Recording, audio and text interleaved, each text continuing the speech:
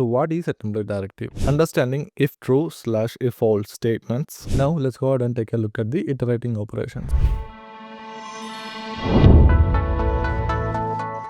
Hi everyone, today we are going to walk through on how to use template directives in a Lightning Web Component. The little template attributes that makes your UI dynamic and powerful. No prior experience is needed. By the end, you will understand how to conditionally render content and loop through lists in your LWC template. So what is a template directive? A template directive is a special attribute you add to HTML markup in your components.html file to control how elements render based on your JavaScript state. They let you do things like show or hide content depending on a value, loop over arrays and render multiple elements, help the rendering engine keep track of list items for efficient update. The official LWC documentation calls them HTML template directives. Now let's go ahead and see the conditional rendering in an HTML template for an LWC component. Understanding if true/if false statements. These were the original directives for showing or hiding markup based on a Boolean property. If you have a property called show details, you could do this, and when show details is true, the first section renders, and when it is false, the second. However, a very important change has occurred in this syntax. In the recent LWC version, Salesforce recommends using this syntax where you prefix the if-else with the LWC keyword. So the latest syntax for using if-else in an HTML template looks like this, and you might be considering why to switch from the old syntax at all. And according to Salesforce, this new syntax gives you better performance and clearer logic, and it is also future-proof. The old way of writing if-else conditions may be depreciated, so Salesforce recommends using the modern approach. Now let's go ahead and take a look at the iterating operations. When you have an array and you want to render something for every element, you use the for each capability. This is an implementation of a basic for each where for each item in the list, a p tag is rendered. If you observe the syntax carefully, you can notice a keyword called key. The key directive is critical for lists because it lets the LWC engine know which list item corresponds to which element. So when your array changes, the rendering engine can efficiently update only the changed items instead of re-rendering the whole list. In the example above, the key is given as the item.id, which will ensure each p tag is uniquely identified by the key. Now let's talk about the iterator. LWC gives you a special iterator object for each item in the array. Here, the dot value is the current array item, and the index gives you the index of the current array item in the array. Also, there are two additional properties which is provided in each iterator object, which is the first and last values. The first property is true only for the first item in the list, and the last property is true only for the last item in the list. Now let's build a sample component which is called the task list to demonstrate these directives. Here you can see there is a basic implementation where I have an h2 tag to show some tag, and inside here I'm using the if else, and on this line you can see I'm looping over each task item and displaying appropriate value